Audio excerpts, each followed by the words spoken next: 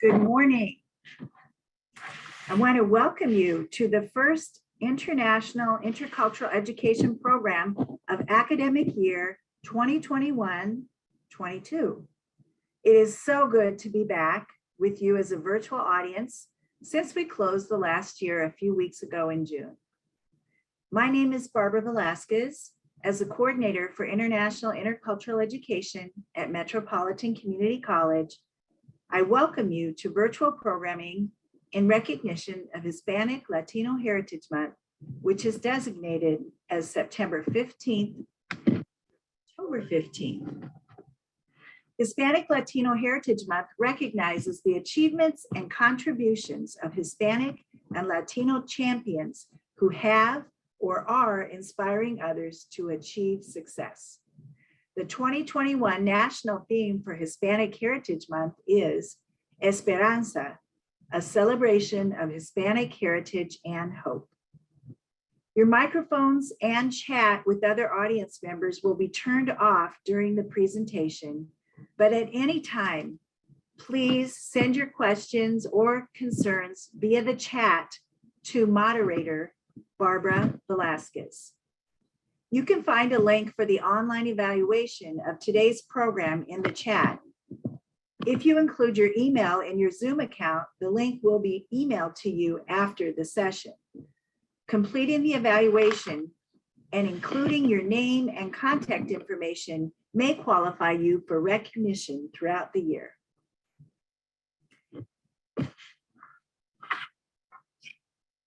I'd also like to point out that today is Independence Day in Mexico.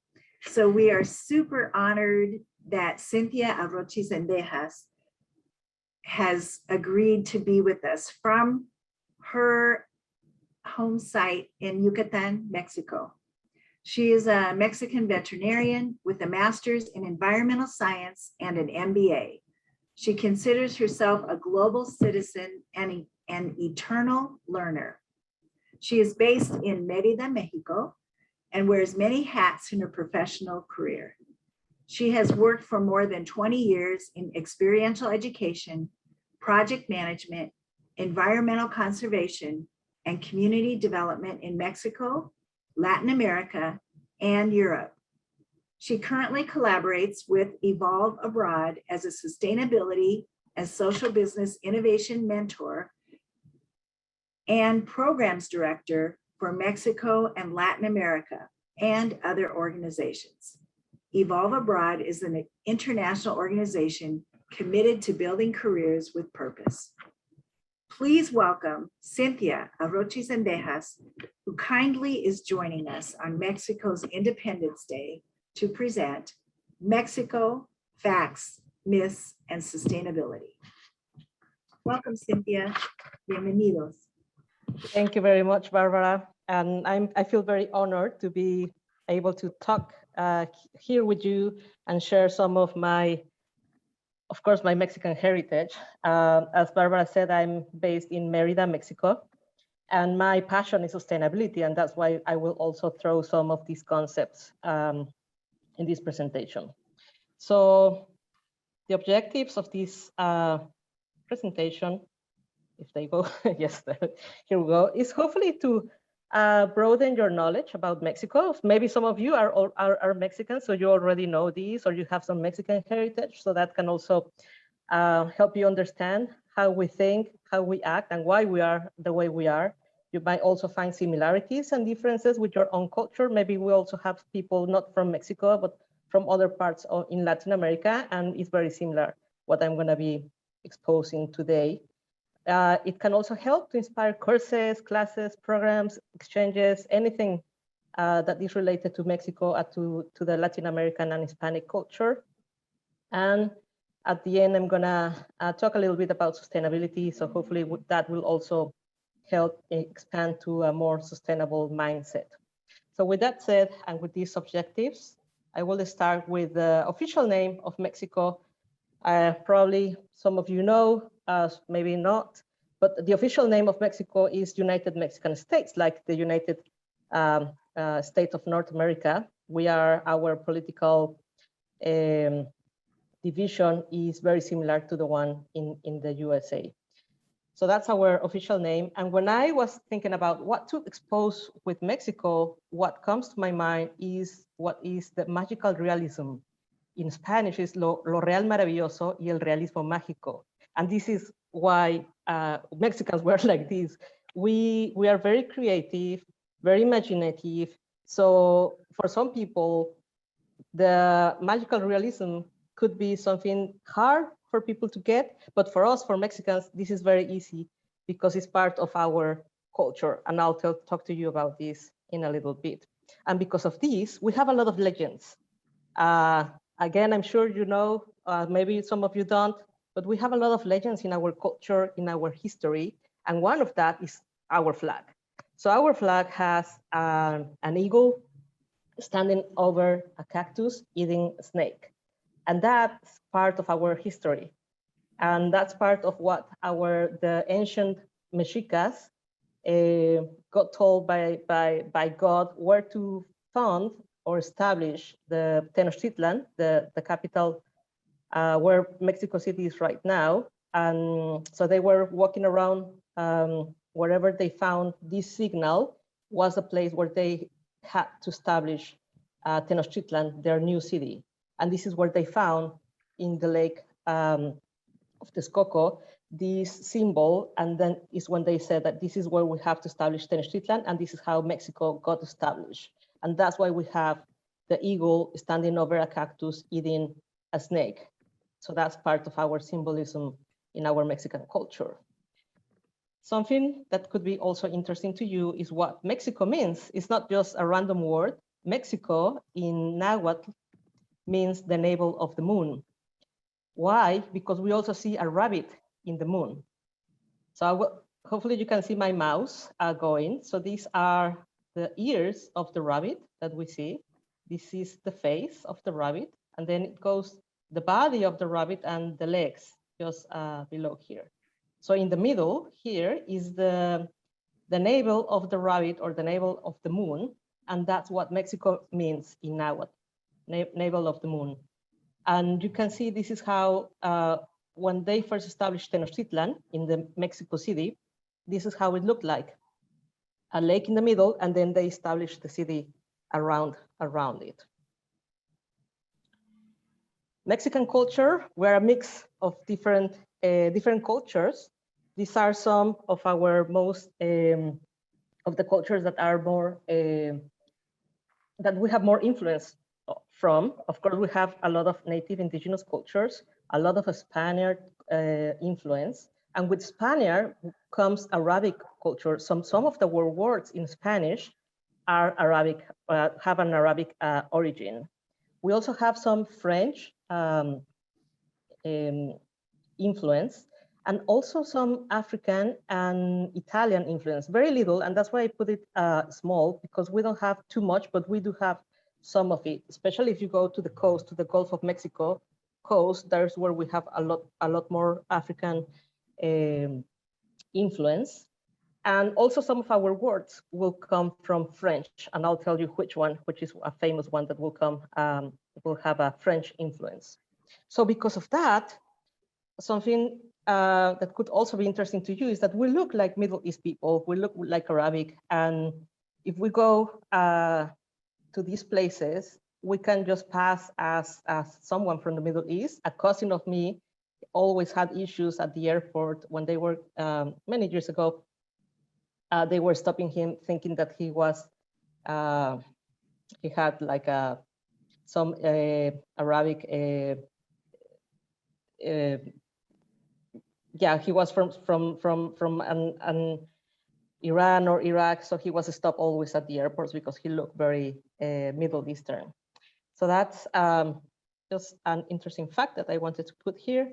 And because of all of these mix of cultures, of course, this is represented in our traditions, in the folk dances and the mariachis.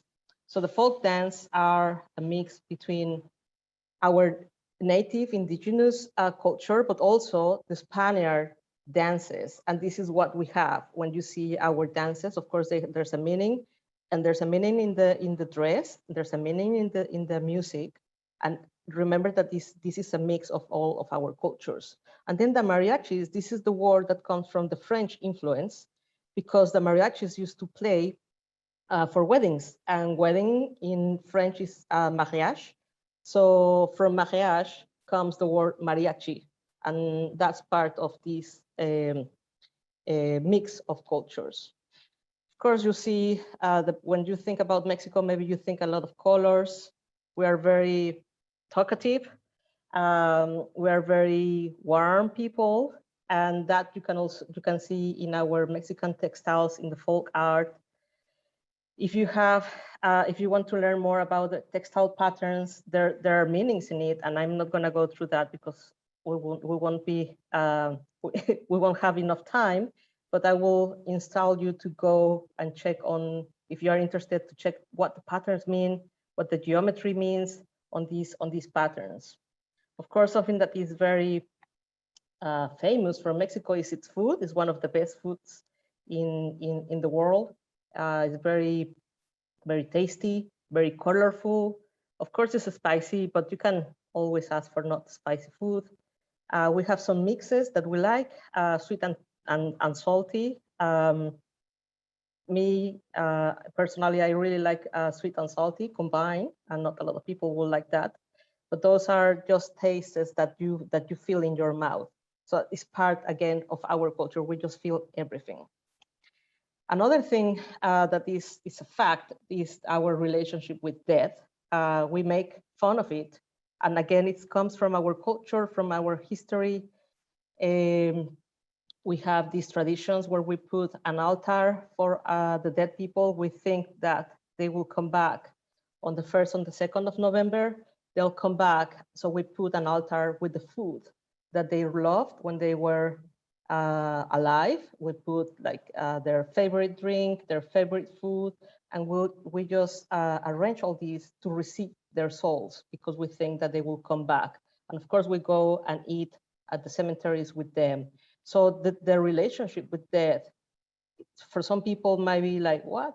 This is so weird. But no, this is part of us, and this is how we see death and how we also make fun of it. Now let's go with some of the myths. Are all Mexicans short with brown skin?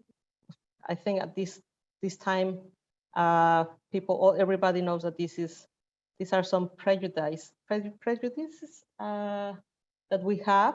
And of course that no, I'll just put some photos of artists and some famous people, Mexican people, and to show just, or not so famous, how we have a very mix of races in Mexico. However, in the north, we do have people that are taller and they have more light skin. In the center of Mexico is a mix. And in the south of Mexico, we do have, and we see shorter people with bigger head, and this is because of our genetics. We even have a term which is called Whitexicans, and this is how we call the Mexicans that are white. Pretty much that happens in the north of Mexico and in the center of Mexico, that we see these different type of skins.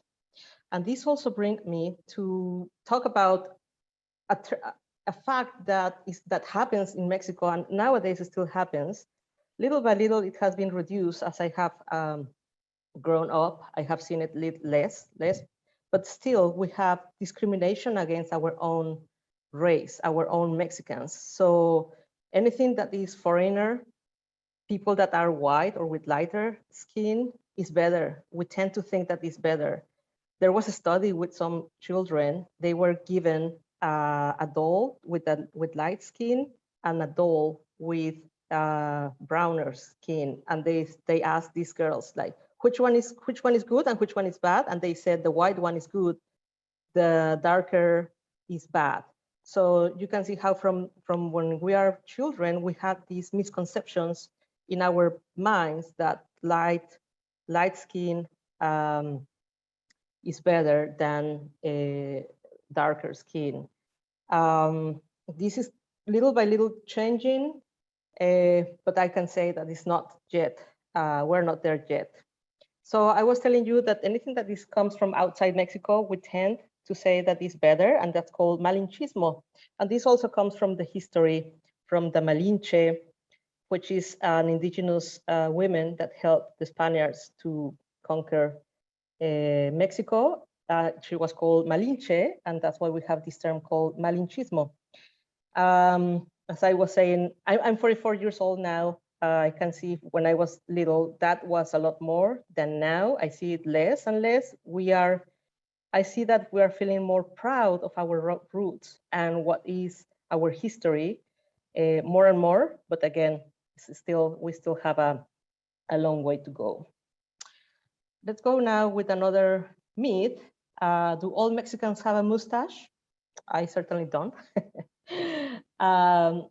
It used to happen. And again, this was part of the Spaniard heritage, hairy people, and it was part of the fashion. Like nowadays, there's a lot of people with beard. If they are hairy guys, then they will have a beard. And it's part of the fashion. So so you can still see some Mexicans with a mustache, but not everybody has a mustache. It's just part of the fashion. Another myth is Mexicans are lazy. So maybe when you think, oh, Mexico, they are lazy, just having the siesta, having a nap under the sun with the big sombrero. Of course, this is just a misconception. This is not how we are. Not all of us. We need to work to survive. If we don't work, we don't eat. That's the reality here in Mexico. And we even work more than other people, than other cultures.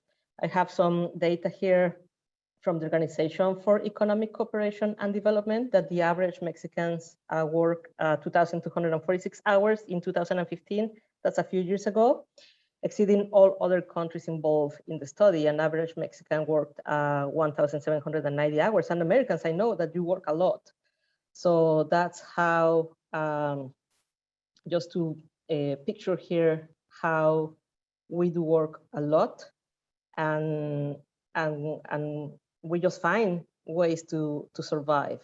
And that also brings me to my next point, which is that we have to be very creative, especially in Mexico City, in the big cities of Mexico. There's a lot of competition. So we need to be constantly creating, we need to be innovating. So that comes as part of us again. And you remember at the beginning, I was telling you that we are very imaginative, and this is part of it, is part of us. So if you are Mexicans, or if you have relationships with Mexican people and with Latin people, you might find this creativity inside us. If there's a problem, we'll find a way to solve it. We'll find a way to fix something in a very creative way. We can also be very creative in other ways on how to cheat, but let's not go into there. But that's also part of what a Mexican or a Latin person brings in what we have in our blood. Another trait of Mexicans is that we cannot say no. It's very hard for us to say no. Why? Again, historical reasons. Because of the conquest, because we had to please, we like to please, and that's why we also are very well known to serve. For service, whenever you go to these tourist cities, you might like the service that we provide. I know in other cities will be the same, but it's just part of us. We like to please, and it's hard for us to say no. So what if, again, if you are, this might be helpful, if you are having business or doing anything with Mexicans, make sure that people feel comfortable, because it's not very comfortable for us to say no. We can say no, we can say yes, but we don't really mean it. So that's just something that could be useful for you. The next one is our official language. You might think that our official language is Spanish. However, officially, we have 68 national or official languages. And that includes English and German and Italian, and of course, like 63 native official languages. But the most spoken one is Spanish.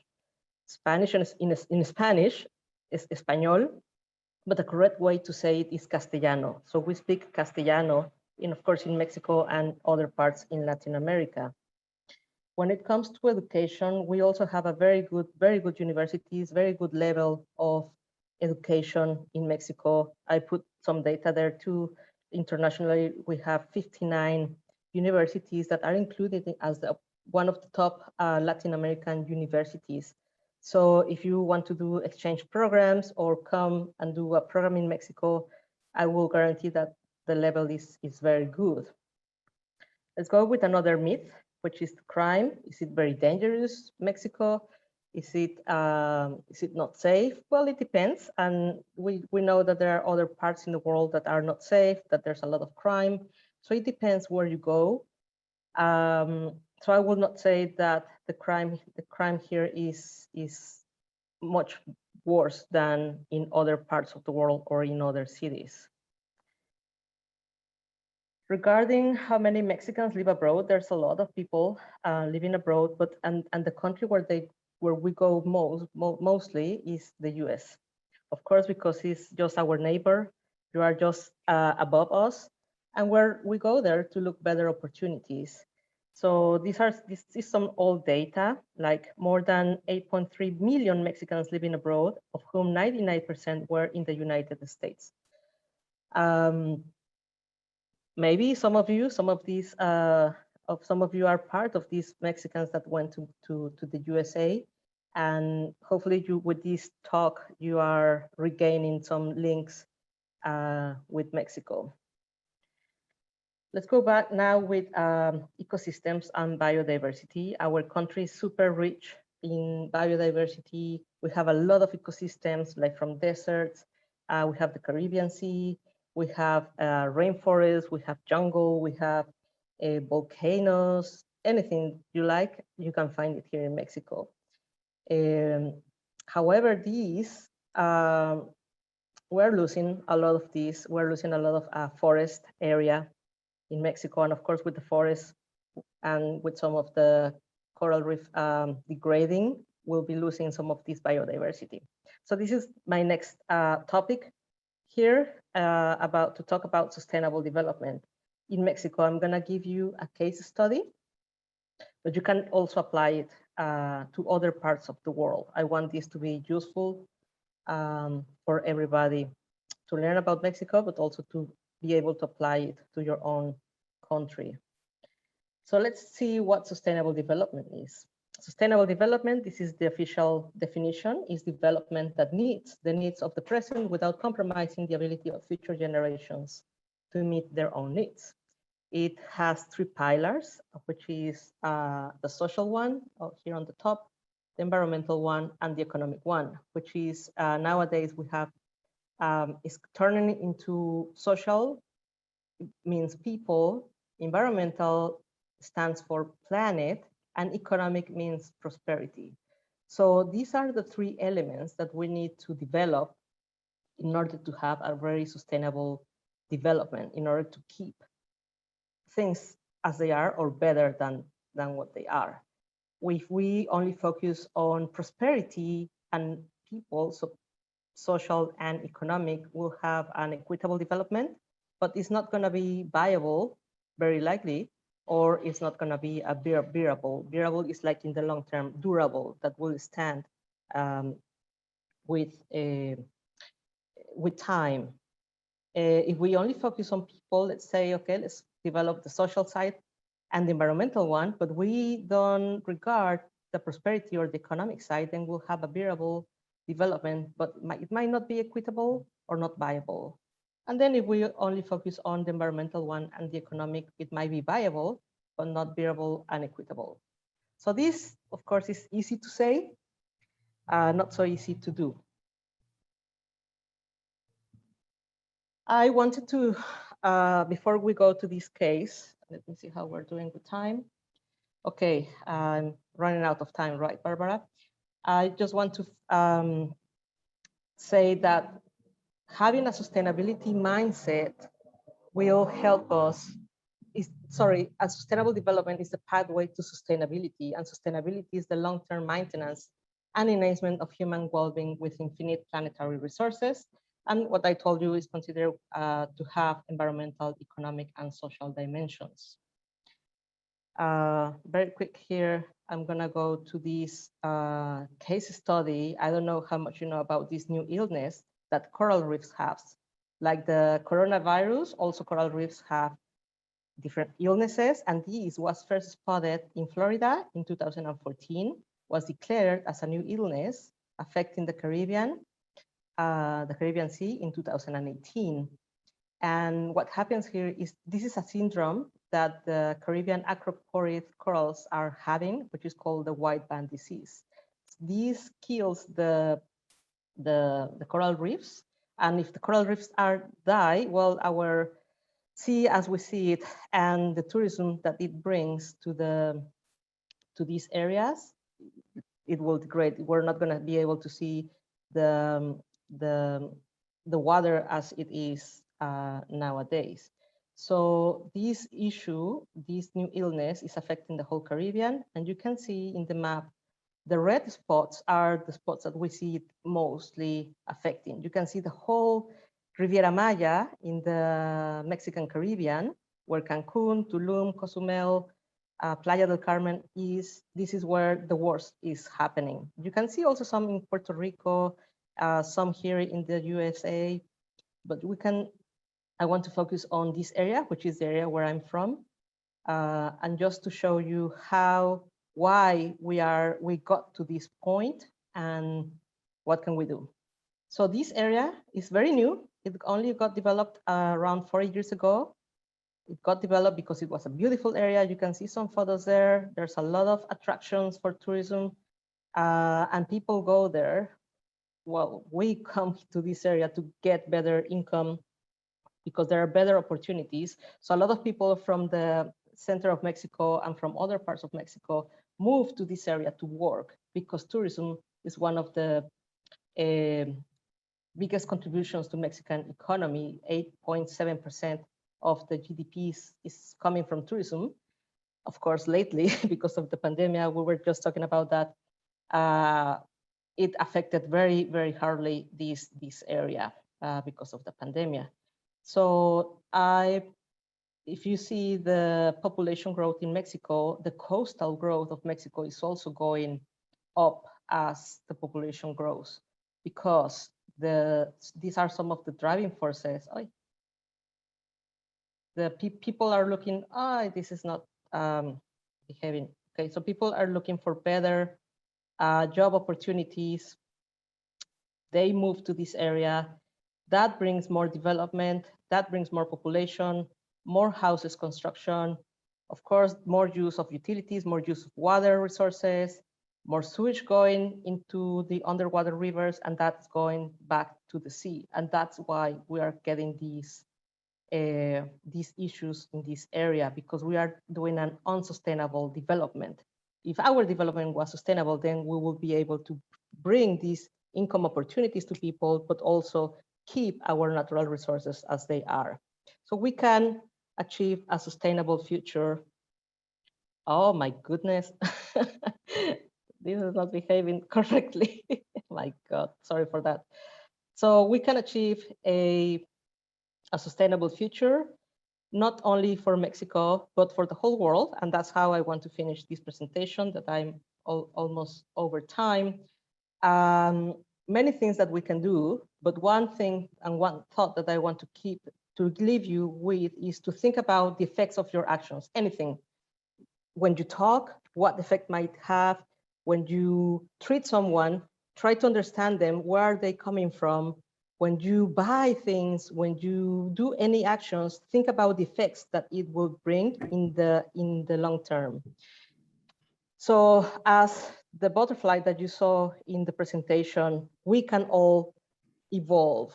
And that's why our symbol is a butterfly, because we can evolve from a caterpillar to a beautiful butterfly. We are always evolving, and we can change this way of thinking.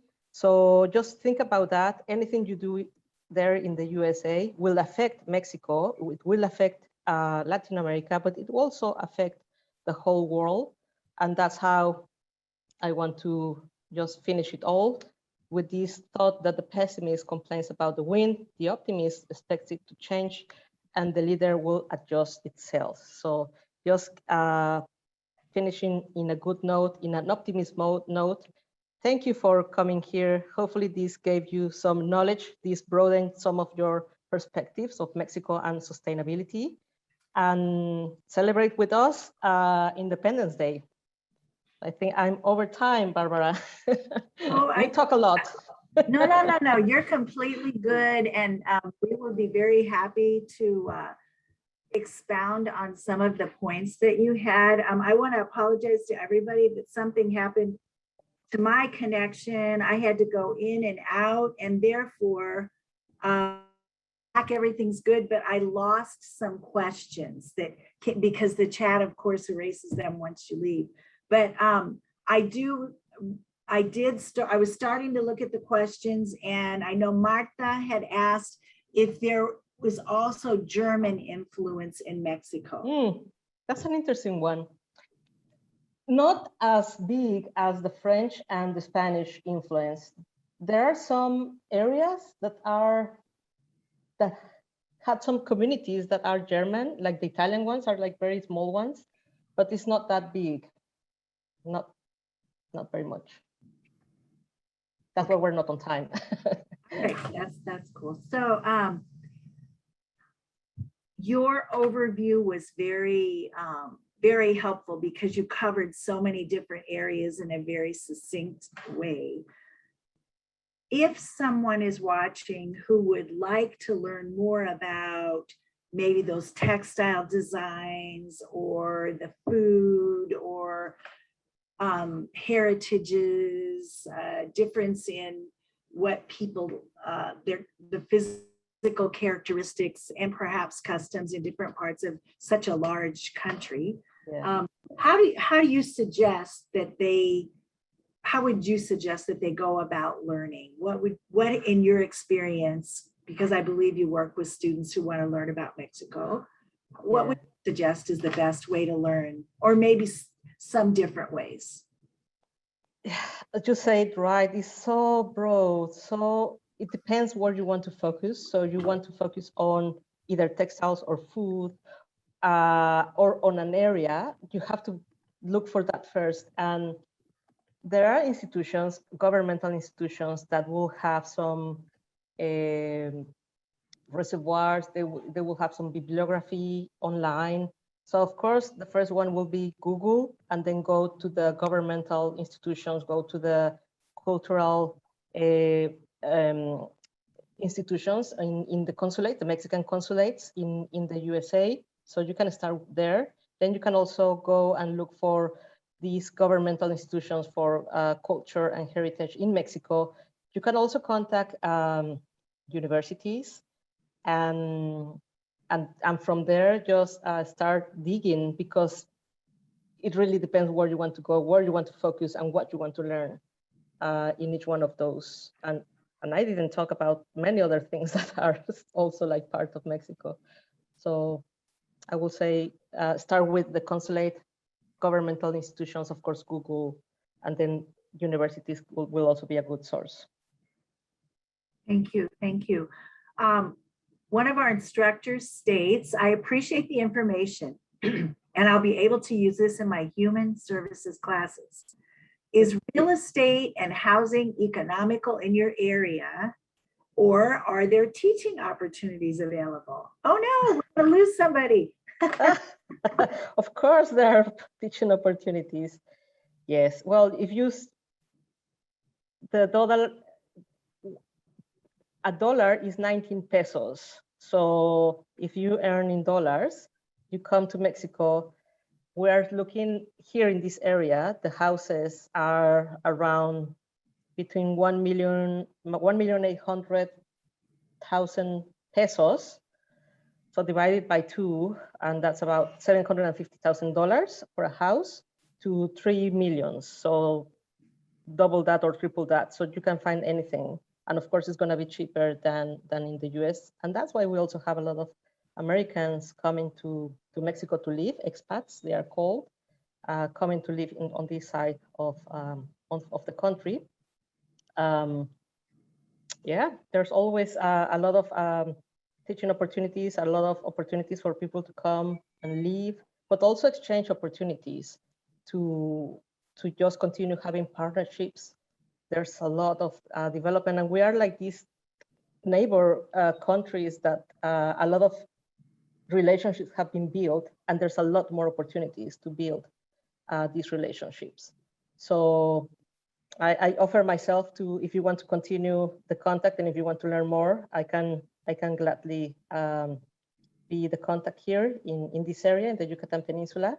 If you want to, yeah, as I said, learn more or have more information about these areas. And anything is possible. Yeah, that's a good attitude.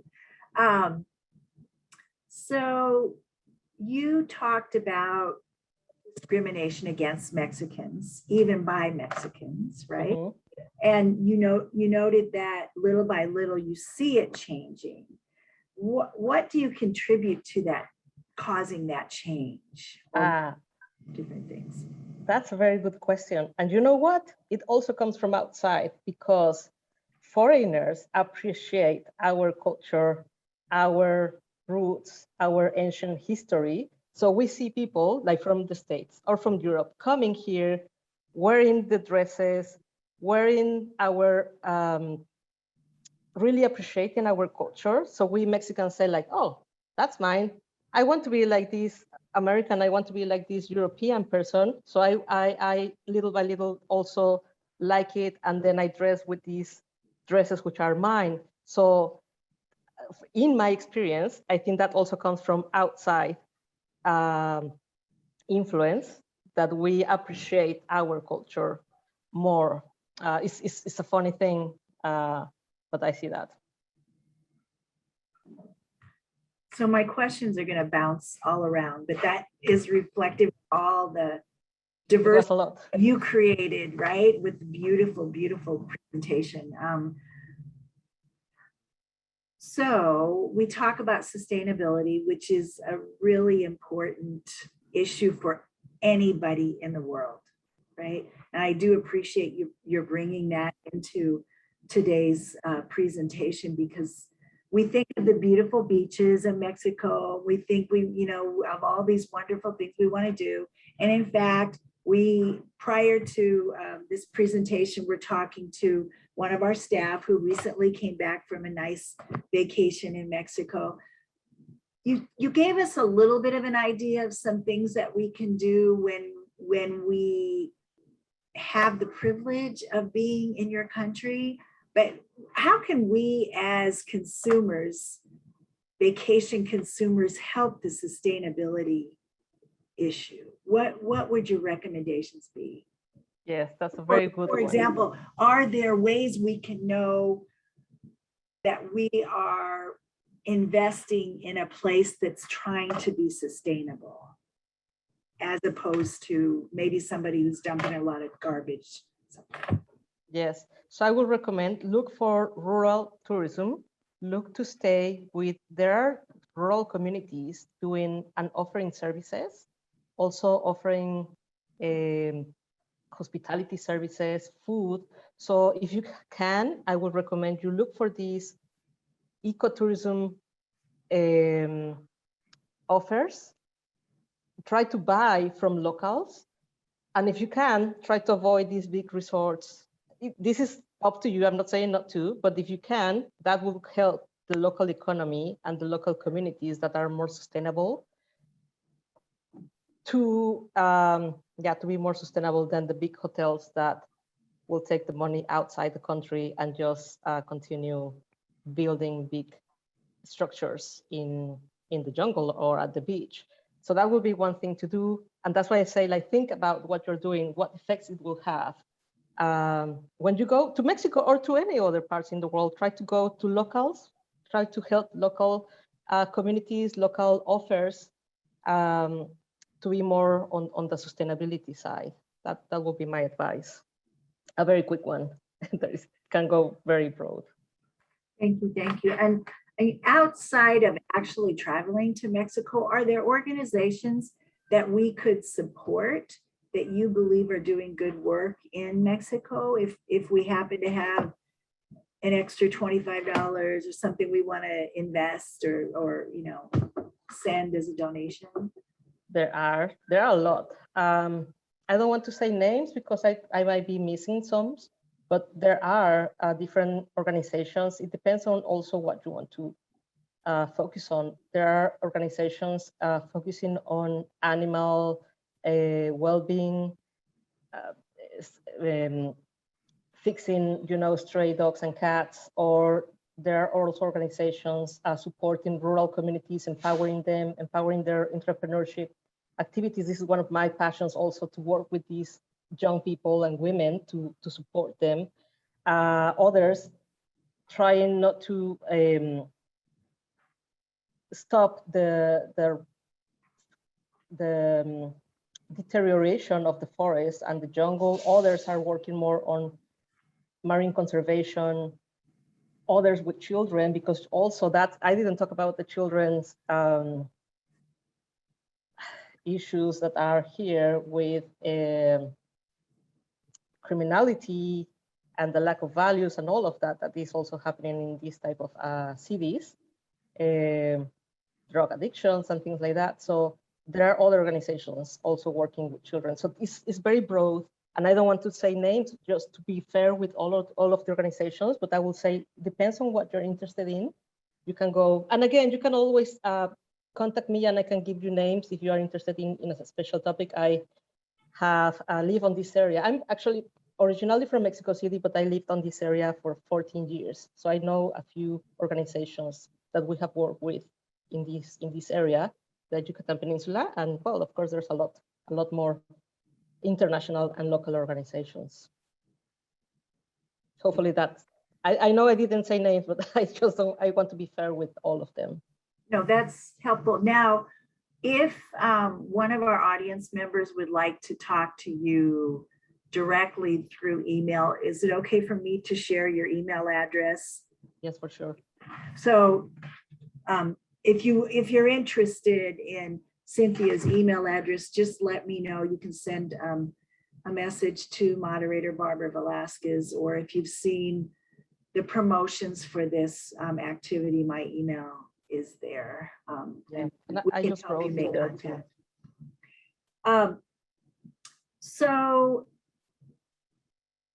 I think it's probably shameful for some US citizens that the relationship between Mexico and the United States isn't stronger, perhaps politically stronger or positive. I mean, I know that we do love Mexico and it really is part of us, but we see too much negative maybe. And I wondered if you had any thoughts of how we could improve that political relationship. I think you are part of a university, so just bringing these thoughts and broaden these thoughts to the future leaders of America, that will bring change with time, and sharing these views with your peers or with your family, your friends, that will bring change. It's a change that will not happen from one day to another. I think it's something that will happen with time. And I think, and again, this is from my personal experience, I think that has changed a little. I think before it was worse, that the immigrants and the crime, and it's very dangerous to go to Mexico, but I see that changing. Maybe it depends on where you are and who you talk to. But and because maybe I'm an optimist, so I think that has changed a little. Maybe also because of the influence of the Mexican heritage or the Latino heritage, like in the American culture. So that might have changed a little.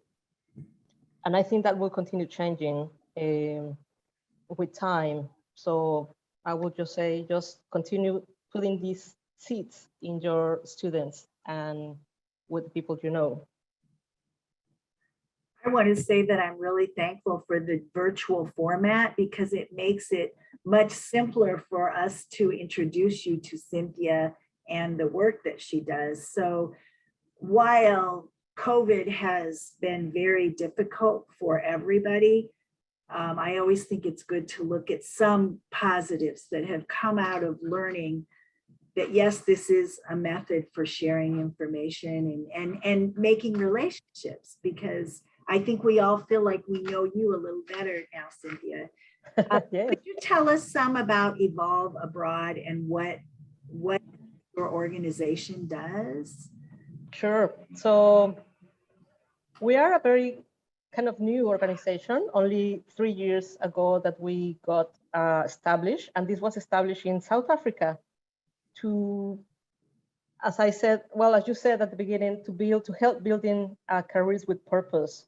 One of our biggest missions is to bring global exchange opportunities to people from the global South. So we are doing virtual programs because, as you said, the virtuality takes off these barriers of traveling. So we can do programs with South Africans, Mexicans and Latin American people, and American students. So we teach social business, innovation, sustainability programs, and we also offer internships to these students. So we work with different NGOs, and we try to link the talent from these young students.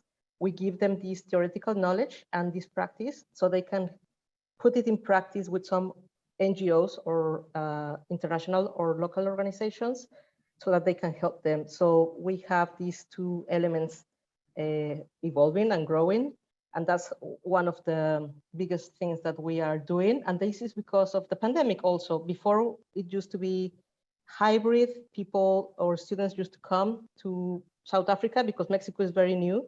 I only started Mexico last year. So I'm still trying to develop Mexico and Latin America.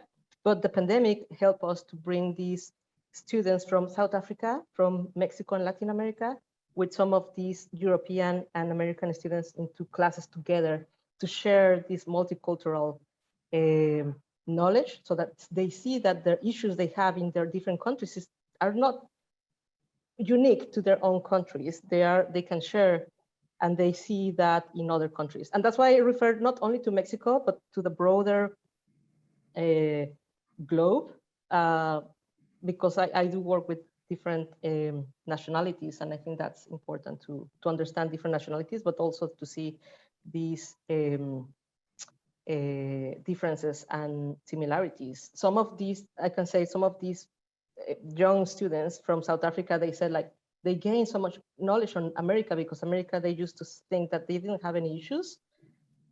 No, there was no poverty there, no crime, and this broadened their view that it is similar. There are issues there. So that's one of the things that is kind of very valuable for us to be able to also give these, broaden their knowledge to these students.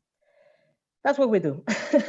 Thank you. So, and I'm sorry, I might have missed it. The experiences currently are virtual for students then? Yeah, at the moment.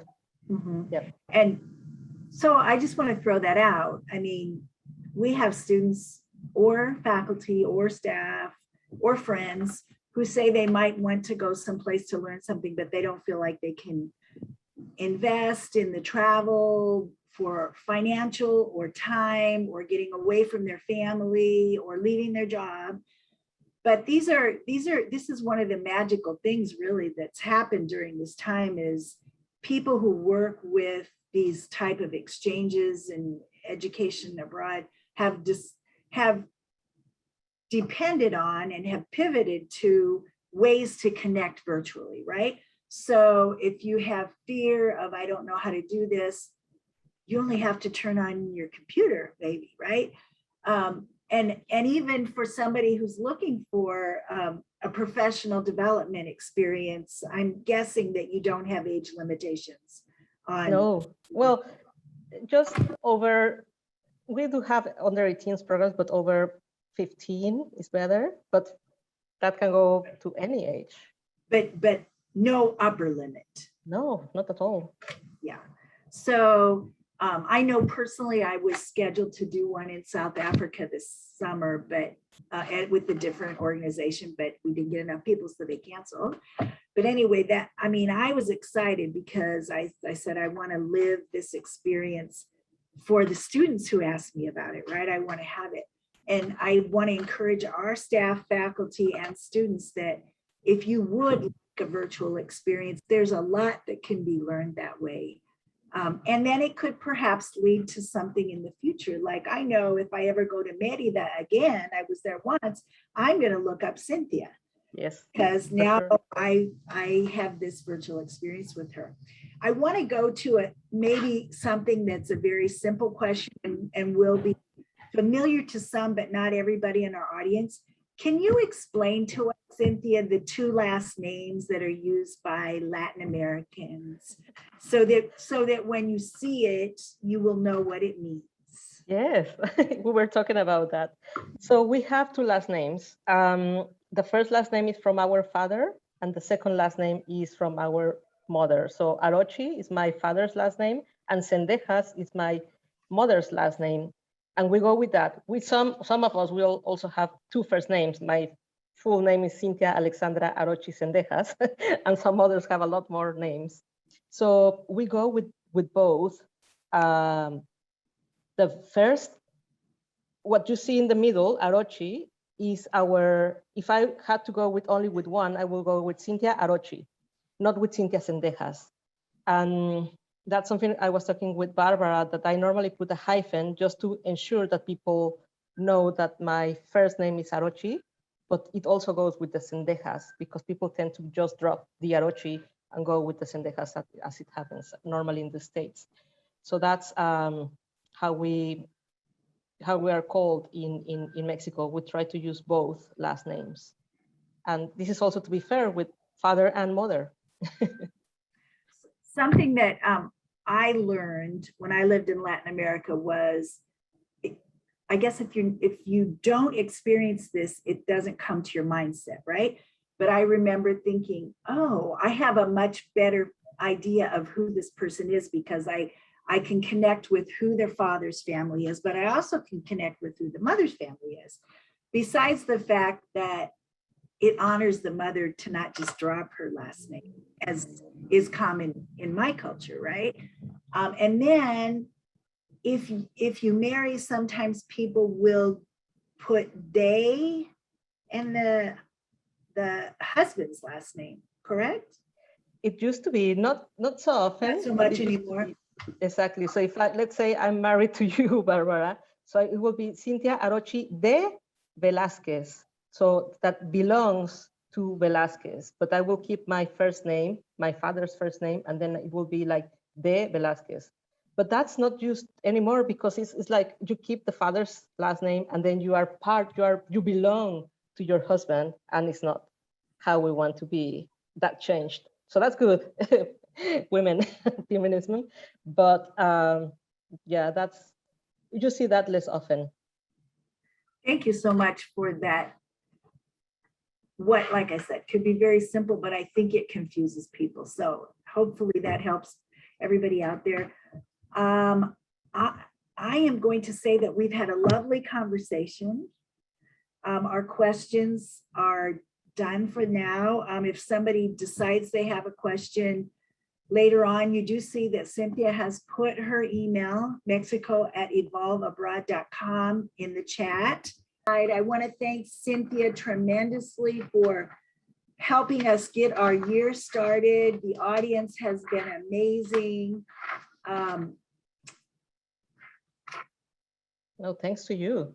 Yes, and Cynthia not only took this time to share with us, but her valued expertise about Mexico, a very important neighbor to our south, was ever so important. And the sustainability issues we share make us, as global citizens, this is so critical, especially we hear that if we don't make changes soon, it may be too late to make some of these changes. I really appreciate your sharing with us about basically the diseases that have been found in the coral and how we need to move forward on that. And I thank you, everyone. Thank you, everybody. Thank you for attending. Thank you so much, Barbara, for the invitation, and have a great day. Okay, take care, everyone. Bye-bye.